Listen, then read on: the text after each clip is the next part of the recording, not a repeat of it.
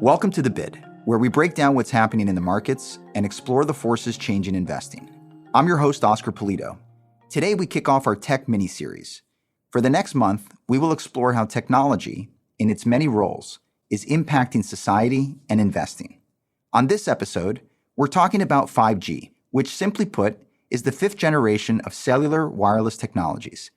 It's the next generation of mobile tech already changing the way we work, live, and play.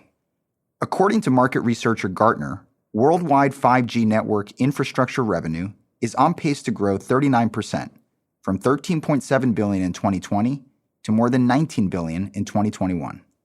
Today, Jeff McElfresh, CEO of AT&T Communications, joins us to break down how 5G is different than 4G, how the company plans to bridge the digital divide, and how it will change the way you use technology.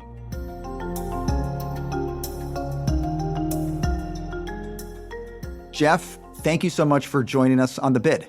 Oscar, it's my pleasure to be here today. So Jeff, we've been operating on the 4G network for almost a decade, and some people may be wary of a move to 5G as they've become used to the technology they have. How does 5G work, and how is it different than 4G? This is really important, and I think oftentimes we probably gloss over some of the most important fundamental differences in 5G compared to prior generations, and that is this. The 3G and the 4G upgrades to the wireless industry were really focused on one part of the network. Predominantly, that was in the cell towers, where the spectrum was radiated through the antennas and the connection to your mobile device was improved dramatically. In 4G, we saw what was possible when the smartphone really had the power to take advantage of that 4G network and its bandwidth. And so you could start to do things in applications on a smartphone that you could only do in the past with some high bandwidth fixed connection or some really, really good Wi-Fi connection. So what's different about 4G and 5G is the entire architecture, from the components that connect to the internet, the switches, the big data centers, and then all of the connectivity from those locations out to your neighborhood where your cell tower connects. The architecture of that network has been completely modernized. And it's one of the reasons it takes a little bit of time to get all of the 5G capabilities deployed in the network, because it's not just a simple speed upgrade. So if the architecture is completely different, what are the benefits of building out a completely new network? Three things that 5G brings to the forefront that 4G and other technologies were really challenged. The first is the obvious: speed. 5G signals that all of us get access to today give us this amazing speed boost relative to what was possible with 4G. Second is latency. I like to call that lag. How fast does the server or the application you're touching back in the cloud, how fast can you interact with that? And because the network has been re-architected from the core out to the cell site, Oscar, it has been optimized for low latency, minimal lag. And this is probably one of the most impressive potentials that 5G brings to industry and to consumers. And then the third, and this one is also not really spoken a lot about, the mindset of many connections. I can remember back in the day when the internet first began and the internet protocol was developed, and the inventors of it never imagined billions of devices all trying to connect to the internet. And each technology upgrade, in order to really create scale lifts in capacity, you had to re-architect the entirety of the network, not just the last mile. And so 5G opens the door to increase the number of connections to the 5G networks. 10 years ago, you might have had 2 or 3 devices connected to the network. Today, you might have upwards to 50 or 60, and that number is only going to grow. And so I think those 3 capabilities, speed, latency, otherwise known as lag, and capacity, are the 3 major upgrades with 5G over 4G. These are incredible improvements. So how do we see this playing out in the real world? 5G opens the door for us to increase the number of connections to the 5G networks. And this is important for things like autonomous vehicles or sensors or smart cities, as devices are scattered around the locales in order to detect things like energy consumption, crosswalks, traffic light signals, up to cars driving and talking to the network autonomously in order to improve reliability or safety and potentially being able to route traffic without a human driver in the vehicle, all the way to things like in your house, your apartment, or your residence. And for gamers that are listening, or folks that cover the gaming sector, understand how latency and lag is really important. It becomes a competitive advantage. Or if you happen to be in the equities business and you're trading stocks or commodities in the market, the faster you can get the information and react to it, maybe the more successful you can be. And that's all about lag. Well, you've definitely made 5G sound indispensable when you described all the benefits that it brings. So it seems like great timing that 5G started to get rolled out just when people needed to be more connected, there was more devices, you needed more reliability. Is that fair to say? Well, it's certainly fair to observe, although to be honest, that was never part of the deployment plan. But one of the big differences with 5G, Oscar, was the time. One thing industry did is actually deploying 5G hardware before the software was complete. Because of the way the design of the architecture had been built, the equipment itself, it enabled us to move much faster.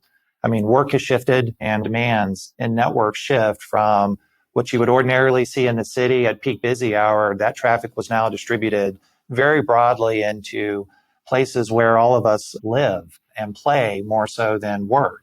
And the demand for bandwidth itself is not slowing down, whether it's served up with 5G or with Wi-Fi, which has never really been tested like it had been tested during the pandemic. You know, I've always had really decent download speeds at my home, whether I'm using Wi-Fi or I'm plugged into an Ethernet port. But my upload speeds really challenged my production quality of my video with fiber. It's basically symmetrical. And so it's multi-gigabit downlink and multi-gigabit uplink. Okay, Jeff, let me stop you there. Why are you talking about fiber in a 5G podcast? More important than 5G itself was the prerequisite that we needed to deploy a lot more fiber to support 5G. And if you don't do that, then all of the benefits that we've engineered into the 5G network standards, all of the benefits you get from all the spectrum and the radio waves that are hanging on our towers, you'll never get the full potential of 5G without that fiber. If you think that the demand curve for bandwidth is going to grow at 30%, 50%, 15%, suffice it to say that fiber itself, as close as you can get it to the consumer that's needing that bandwidth, the better off you are. You will never be able to satisfy the complete demand with just a wireless only solution. And Jeff, when you think about 5G and the infrastructure investments that are being made, one of the concerns is that it's still not broadly available. It's mostly in cities. I have availability to it. And in some parts of the country, even just basic internet access is still a problem. So let's focus a little bit on this divide between those areas of the country or those households that have it and those that don't. How do we bridge that divide? The way I process what I believe to be one of the most significant challenges that our nation faces, certainly for us that are participants in this industry, is first of all, you got to recognize you're not going to solve everything overnight. We can erect a cell tower, create coverage in an area, and provide for broadband connectivity. But that's not as competitive and as compelling as higher speed 5G, fiber-based services. As you noted, in the city, you enjoy it, but in more rural parts of the nation, they're generally the last to get it in the technology upgrade. So how do we accelerate that? We do it in ways that are private-public partnerships. We do it leaning in with the government and with local participants in the community. And as you think about engineering and getting permitting and digging the trenches that are needed to lay the infrastructure, the jobs that creates, this isn't something that moves overnight. And so things like companies that are part of the industry and other participants in the industry, like device manufacturers or local municipalities that have to support programs that are in their local townships, coming to the table along with federal funds that have been developed as part of the bipartisan infrastructure bill that the federal government is currently pursuing and discussing. And we are really encouraged by that. This is going to take a prolonged effort. We just got to get started. Yeah, it's a fair point. There's no one solution. It takes time. It takes partnership between the public and private sector, as you noted. Somebody who's been in the industry for a long time, I am encouraged. I am encouraged by what I see occurring in the space of infrastructure and specifically in the telecommunications and the broadband space, I am really encouraged. If you're optimistic, then I'm optimistic as well. Sticking with optimism, I want to talk about the speed of innovation. We are certainly leaps and bounds from where we were even just a few decades ago. Do you think innovation can continue at this pace? Yeah, it is. It's advancing at a faster pace. I think we probably saw in the last tech cycle, Oscar, you saw more radical advancements in the device go from flip phone, candy bar phone to capacitive touchscreen with the iPhone launching to now every smartphone is a capacitive touchscreen, pane of glass kind of device. And now we're seeing some small incremental improvements in that technology, a little better camera, a little better processor, a little better memory. You're not seeing a lot of incremental investments on the device side like you were maybe call it a decade ago on the infrastructure side. And unfortunately, consumers, CIOs, customers, like I'm one of them, like I don't care about all that. I just want the stuff to work. But being a network engineer on the inside, I am seeing advancements in this space occur at half the time it took in the last cycle. So if consumers aren't focused on the infrastructure side and how fast it's advancing, what can they get excited about? I will share a recent personal story that I think will bring it home. This is just Jeff talking, and not something that's in a product pipeline, but what if, just thinking with an open mind for a minute, that the star of 4G was actually the device? What if the star of 5G is actually the network? Just thinking, just open your mind just for a moment, okay? I was just last week at my daughter's state tennis match. And as I watched everybody observing the high school tennis team compete, every single one of us were on our smartphones. We were taking videos, we were posting them to friends. And my daughter's tennis coach, somebody that has been with her when she was very little, who was not there at the match, is dying to know how is she playing. Now, I'm an amateur. I don't know really much, but to try to tell you how fast was my daughter's serve. And I sat there thinking, if with 5G, to put the computing power of the internet at the edge of the network, and connect the device that I'm holding in my hand to a low latency, low lag, high bandwidth, then the application itself to maybe measure my daughter's tennis game doesn't have to sit in the device. It sits in the edge of the network where there's more resources. So when you hear people in industry talk about edge computing, think about this example.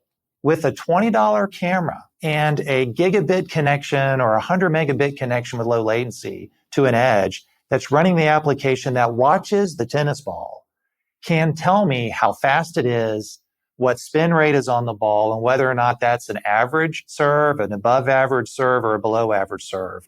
That is possible with 5G today. And I believe you're going to see things like autonomous vehicles that need cameras, that need a low latent connection back to the cloud. We'll have that connection over our network to the edge compute locations. And it will know what to do in a traffic situation, how to turn and steer, and they won't have to have a Cray computer sitting in this vehicle itself times 1 million vehicles. And so if you can pull that to the network and you can prove that you can be that productive and making the network itself the power, then the cost of the device becomes less of a barrier to enter. It opens the mind for inventors and creators to think about how to use the network differently. With a simple camera, you could actually score a tennis match. And in fact, at the US Open there in your city, where for the first time, we actually used a camera to declare when a ball was in and a ball was out. Whereas we used to use line judges and they would call the ball. And so just thinking about that capability or that possibility, I would challenge what industry couldn't benefit from that. Most of the early adopters and the use cases are coming out of our enterprise space, where large scale auto manufacturing factories or what we call dark production lines. You don't actually need humans. You just use sensors. And industry's been able to prove that you can create a much more productive, lower error rate fab facility using sensors and devices as opposed to having humans occupy the floor. That's more of a test bed to prove out what those edge compute platforms can do. I think you get this in the hands of musicians, artists, sports, real-time sports. That opens the door to sports betting, that makes the experience of sports even more immersive, augmented reality, where I will no longer block the view of my daughter playing tennis with my smartphone. I have it on my glasses and it's part of a lens that I can actually see. Things like that, I think, are going to be possible. Well, now it's starting to sound very futuristic when you gave that example of the glasses. But I guess the key takeaway is that these technologies would be, and tell me if I'm thinking about this correctly, almost kind of in bite-sized form. These aren't like these big mainframe computers, that technology type stuff that you're thinking about, but you're talking about stuff that sort of sits in the palm of our hand that is benefiting from the 5G network. Yeah, that's correct. You're going, wow, how did I live without it? And that's the point, that once we see this technology make its way out into all aspects of the creative sense, you'd be shocked at what innovators will do with it. And that's why I get really excited and I'm pressured. I feel it. We know you hit a tipping point. I can't tell you when that tipping point's going to happen, but there will come a time when it occurs and we'll all look back and say, wow. Well, Jeff, thanks for painting a picture of what's to come. We appreciate you joining us on The Bid today. Man, I am so delighted to join you, Oscar. It's nice to spend some time with you. And hey, congratulations. Get back in there in the studio, my friend. Good luck to you. Thank you. Hello, this is Jeff McElfresh with AT&T. I want to call your attention to our safe harbor statement, which says, some of our comments may be forward-looking, subject to risk and uncertainties. Results may differ materially. You can find further information on our website or in our SEC filings. This information is for informational purposes only and is prepared by BlackRock, is not intended to be relied upon as a forecast, research, or investment advice, and is not a recommendation, offer, or solicitation to buy or sell any securities or to adopt any investment strategy. The opinions expressed are as of date of publication and are subject to change. The information and opinions contained in this material are derived from proprietary and non-proprietary sources deemed by BlackRock to be reliable and are not guaranteed as to accuracy or completeness. This material may contain forward-looking information that is not purely historical in nature. There is no guarantee that any forecasts made will come to pass. Reliance upon information in this material is at the sole discretion of the listener. Past performance is not indicative of current or future results. The information provided is neither tax nor legal advice, and investors should consult with their own advisors before making investment decisions. The value of investments and the income from them can go down as well as up, and you may not get back the amount invested. In the US and Canada, this material is intended for public distribution. In the UK and non-European Economic Area, EEA, countries, this is issued by BlackRock Investment Management UK Limited, authorized and regulated by the Financial Conduct Authority, registered office 12 Throgmorton Avenue, London, EC2N 2DL. Telephone +44 020 7743 3000. Registered in England and Wales, number 02020394. For your protection, telephone calls are usually recorded. Please refer to the Financial Conduct Authority website for a list of authorized activities conducted by BlackRock. In the European Economic Area, EEA, this is issued by BlackRock Netherlands BV, is authorized and regulated by the Netherlands Authority for the Financial Markets. Registered office Amstelplein 1, 1096 HA, Amsterdam. Telephone 020-549-5200. Telephone 3120-549-5200. Trade register number 1706-8311. For your protection, telephone calls are usually recorded. For investors in Switzerland, this is marketing material. In Singapore, this is issued by BlackRock Singapore Limited, company registration number 20001014-3N. This advertisement or publication has not been reviewed by the Monetary Authority of Singapore. In Hong Kong, this material is issued by BlackRock Asset Management North Asia Limited and has not been reviewed by the Securities and Futures Commission of Hong Kong. In Australia, issued by BlackRock Investment Management Australia Limited ABN 13006165975 AFSL 230523 BIMAL. The material provides general information only and does not take into account your individual objectives, financial situation, needs, or circumstances. Before making any investment decision, you should assess whether the material is appropriate for you and obtain financial advice tailored to you having regard to your individual objectives, financial situation, needs, and circumstances.